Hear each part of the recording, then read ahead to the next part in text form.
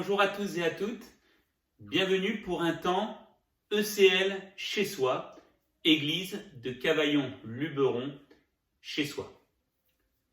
Le but est de partager, d'échanger avec vous pendant quelques minutes, malgré la situation actuelle de notre pays. Pour commencer ces moments, j'aimerais lire avec vous un texte dans l'évangile de Marc, au chapitre 4, le verset 35, qui nous dit : Ce même jour, sur le soir, Jésus leur dit : Passons sur l'autre rive. Après avoir renvoyé la foule, ils l'emmenèrent dans la barque où il se trouvait. Et il y avait aussi d'autres barques avec lui. Il s'éleva une forte bourrasque, et les vagues se jetaient dans la barque au point qu'elle se remplissait déjà. Et lui, Jésus, il dormait à la poupe, à l'arrière, sur le coussin. Ils le réveillèrent et lui dirent : Maître, tu ne te soucies pas de ce que nous périssons ? Il se réveilla, menaça le vent et dit à la mer : Silence, tais-toi.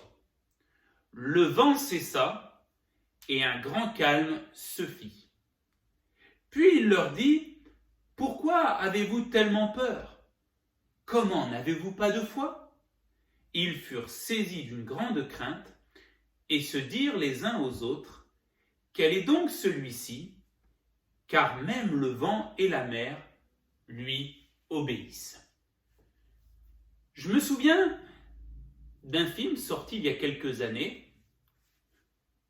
Ce film racontait l'histoire d'un groupe de marins-pêcheurs dans la ville de Gloucester qui partaient pour une campagne de pêche fructueuse, et à leur retour, une forte tempête surgit et durant tout le film, on les voit affronter cette tempête, on les voit essayer de traverser, de franchir cette tempête.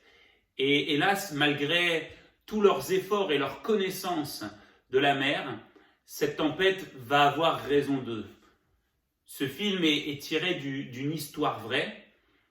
Et je pense à ce film parce que le même type de scénario se trouve dans le texte que nous venons de lire.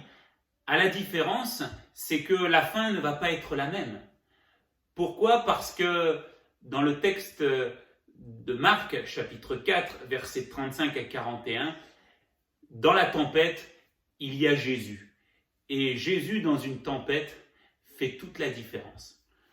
En tant que chrétiens, nous passons tous par des tempêtes, qu'elles soient financières, familiales, professionnelles, de santé.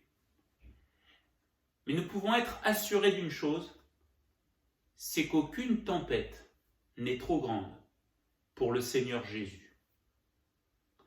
Regardez les disciples. Ils étaient dans une situation qu'on pourrait qualifier de grave. La Bible nous relate tout ce qui s'est passé à ce moment-là. La première chose, c'est que la nuit était là. Nous le lisons. La situation s'est passée le soir. Dans la Bible, le soir, la nuit, est toujours synonyme de ténèbres, d'aveuglement, de flou, d'obscurité, des temps où nous ne voyons pas correctement. Et peut-être que c'est la situation par laquelle nous passons, des temps difficiles, des temps où nous sommes perdus, des temps où nous sommes égarés dans l'obscurité. La deuxième chose, c'est que il y avait le soir, la nuit, et une terrible tempête va surgir et va littéralement se jeter sur se jeter dans la barque. Il peut nous arriver, dans notre vie de chrétien, de voir des tempêtes qui nous touchent de près, de très près, des flots qui se renversent sur nos vies. J'ouvrirai une parenthèse en disant que Jésus n'a jamais dit que la vie chrétienne serait une vie facile, serait une vie avec une facilité, avec des pétales de rose. Non, Jésus nous dit qu'il y aura des tribulations, qu'il y aura des souffrances, qu'il y aura des tempêtes, mais que nous pourrons compter sur lui. Regardez l'apôtre Paul. Sa vie chrétienne a été confrontée à tellement de tempêtes, de souffrances. Et il va pouvoir dire ceci: je puis tout par celui qui me fortifie.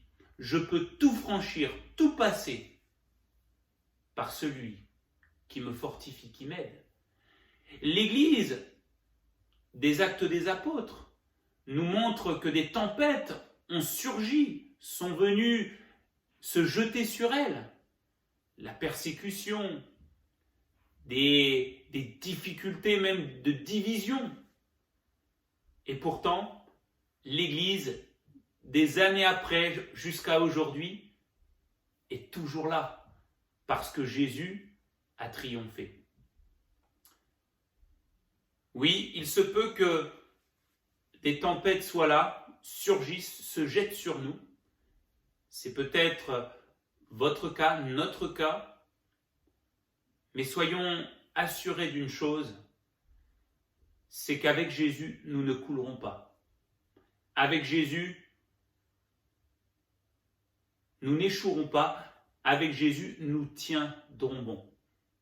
Parce qu'il est, et il l'a dit, qu'il nous conduirait de l'autre côté du lac, qu'il nous conduirait sur l'autre rive, il nous conduirait dans les plans, les projets qu'il a pour nous, projets de paix et non de malheur, afin de nous donner un avenir et de l'espérance. Et puis la troisième chose qui a rendu la situation grave pour les disciples, c'est qu'il y avait d'autres bateaux autour d'eux. Nous n'en savons pas plus, nous ne savons pas ce qu'ils ont vécu dans ces autres bateaux, mais ils étaient là, présents. Et pourtant, nous voyons qu'ils n'ont rien pu faire pour la barque où se trouvaient les disciples et Jésus. Cela nous montre une chose, c'est que dans les tempêtes que nous vivons, nous pouvons avoir du monde autour de nous, nous pouvons avoir de l'aide autour de nous, mais il y a bien des tempêtes par lesquelles nous passons où nous sommes bien seuls, où nous ne pouvons pas avoir du secours d'autres personnes parce que pour certains ils ne comprennent pas, ou pour d'autres ils ne peuvent pas nous aider. Et aujourd'hui encore, ça arrive. Pourtant, les disciples n'avaient pas besoin du secours des autres barques parce que leur secours, il était bien plus près que cela. Leur secours, il était dans la barque, c'était Jésus. Alors, vous encourager et vous dire que dans les tempêtes que nous traversons, que nous vivons, qu'elles soient légères, qu'elles soient difficiles, graves, n'oublions jamais que Jésus est avec nous, que Jésus a décidé de faire de nous sa demeure. Il est dans notre barque, dans notre vie, et quelles que soient les tempêtes que nous rencontrons, Jésus est là. La Bible nous dit qu'il ne nous laissera pas, il ne nous abandonnera jamais. Il y a peut-être des histoires qui nous montrent des gens qui dans la tempête ont pris la fuite et ont abandonné d'autres, mais en tout cas Jésus n'est pas comme cela. Il est fidèle. Il est fidèle et dans les bons comme dans les mauvais moments, il est là avec nous. Ensuite, n'oublions pas que Jésus, c'est lui qui est aux commandes. Je nous encourage à ne pas reprendre la barre de notre vie dans la tempête et de dire « je vais essayer de tout faire pour y arriver » parce que ce sera un échec. La Bible nous dit que nous franchissons les tempêtes, nous les passons quand Jésus est aux commandes, quand Jésus est à la barre.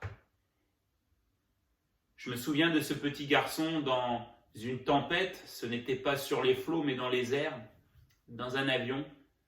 Et cet enfant, alors que tout le monde paniquait parce que l'avion passait par de grandes turbulences, on pose cette question à cet enfant qui est dans la paix et on lui dit « mais tu ne t'inquiètes pas de ce que nous vivons ?»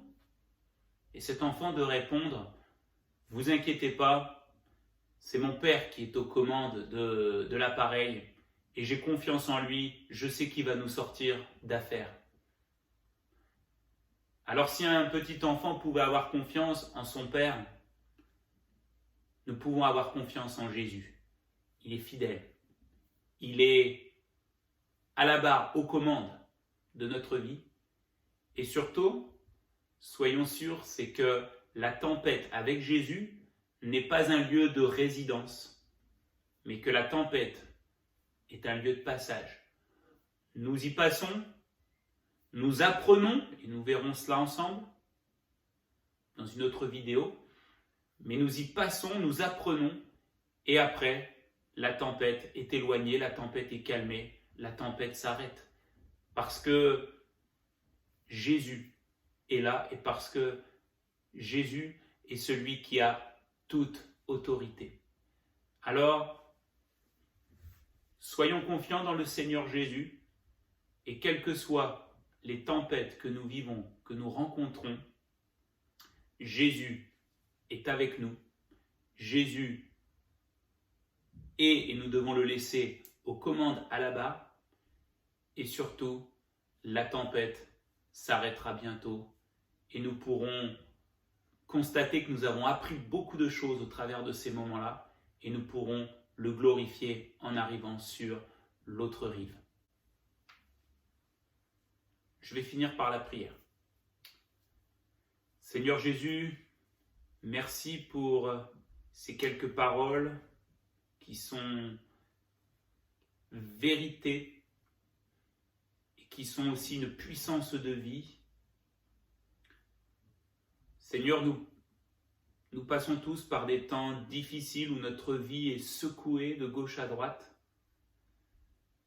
Mais quelle joie, quelle espérance, quelle assurance de savoir que tu es là. Tu ne nous abandonnes pas. Quelle assurance de savoir que c'est toi qui nous conduis, qui nous dirige dans ta volonté, qui est la meilleure pour nous. Et quelle joie, quelle assurance de savoir que la tempête à un moment donné va s'arrêter et que le calme reviendra et que nous serons sur l'autre rive. Nous serons nous continuerons à marcher avec toi. Merci Seigneur Jésus et que ces paroles puissent encore nous aider et nous encourager pour aller plus loin avec toi.